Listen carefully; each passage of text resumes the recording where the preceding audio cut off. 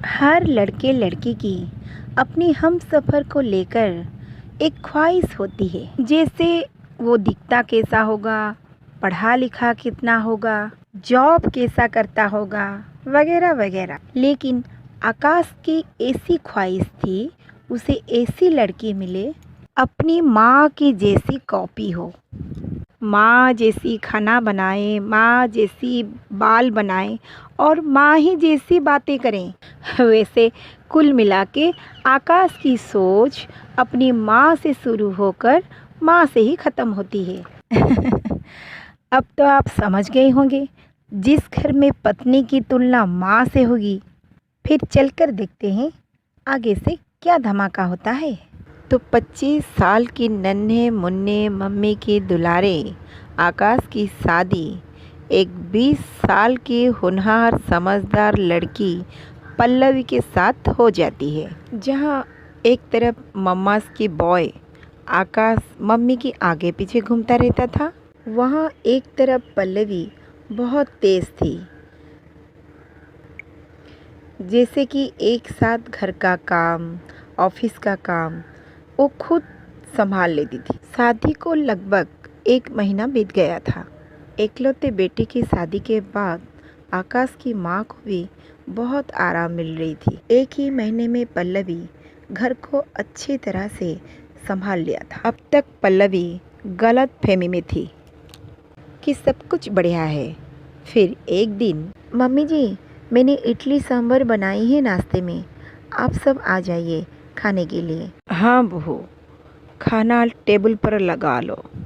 इडली सांभर का नाम सुनकर तो मुंह में पानी आ गया है। हाँ, बना लिया तो लगा लो। सही बताऊं, तुम्हारे हाथ में वो बात नहीं है। माँ कड़ी बनाती थी तो मैं उंगलियां चाट कर रह जाता था।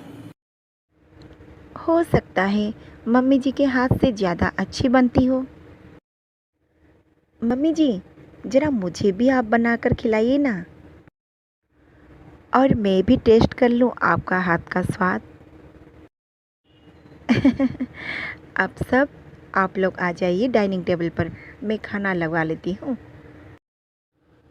अरे बेटा, ये कैसा बात कर रहा था बहू के सामने? मेरे तारीफ करने से कहीं बहू को बुरा ना लग जाए।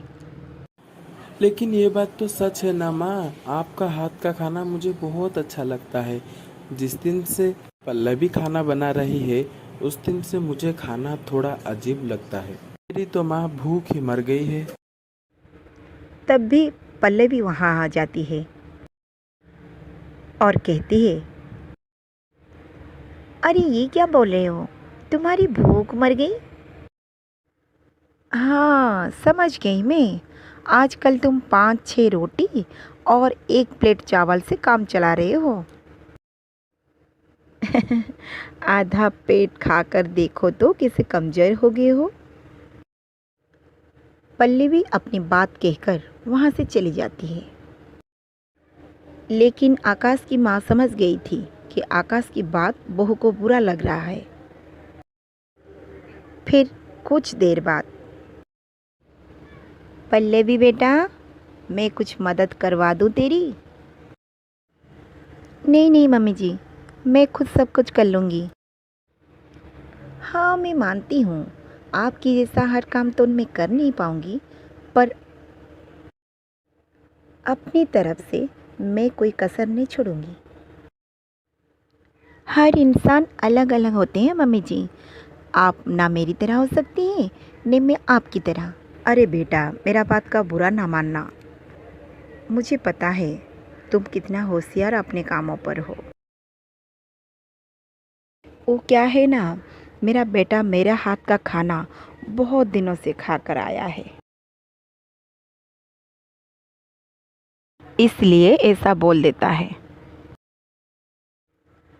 पर तुम अपना मन मत दुखाओ। तुम देखना, कुछ दिनों के बाद मेरा बेटा माँ का हाथ का छोड़ तुम्हारे हाथ का स्वाद का माला जपेगा। सासू माँ की बात को सुनकर पल्लवी का मन थोड़ा शांत हो गया। हाँ मम्मी जी, शायद आप ठीक ही कह रही हैं, क्योंकि इतने दिनों से आपका बना हुआ खाना उन्हें तो भूलने के लिए टाइम ही लगेगा। शायद मैंने बात का कुछ ओवर रिएक्ट कर दिया। हाँ, ये हो सके आगे से मेरे हाथ का खाना उन्हें बहुत ही पसंद आए। अपने मन में आए कड़वाहट को दूर करके पल्लवी अपने काम पर लग जाती है। लेकिन कहावत तो है ना, कुत्ते की दुम सीधी तो नहीं होती। माँ के इतने लाख समझाने के बाद भी आकाश अपनी माँ की तारीफ करता ही रहता था।